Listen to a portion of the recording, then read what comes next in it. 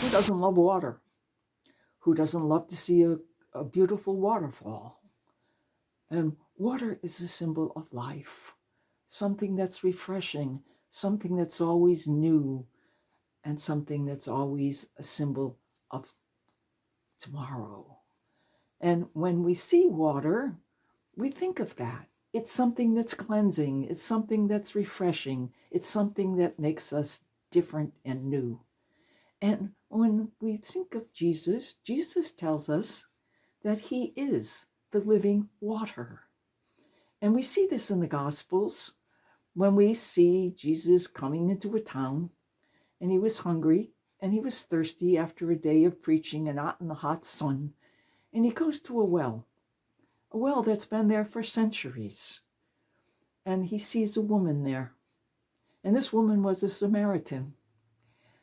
And we know how the Samaritans were hated by the Jews. And she would come to the well every day at noon because she knew it was safe and she wouldn't have to run into the Jews because it was noon. And noon was the siesta time from the heat and from the heat of the day. And so she goes there to get her bucket of water.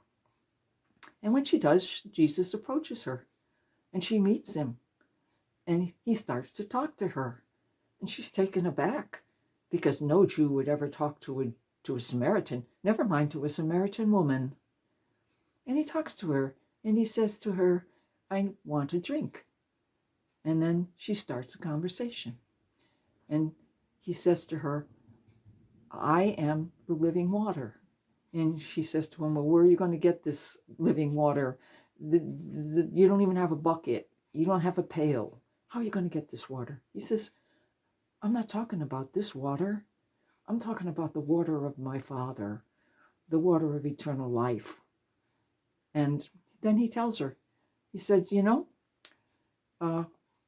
talks about her life and that she does ask her where her husband was. And she says, I don't have a husband. And he says, yes, you're right. You don't have a husband because the man you're living with now is not your husband. And you've had 4 husbands before. And she sees him as a prophet. And as a prophet, she goes back and she tells the people in the town she thinks she's met the Messiah.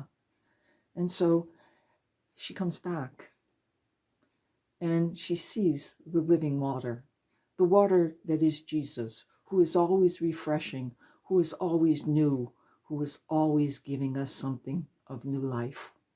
Yes, the waters of eternal life are ours.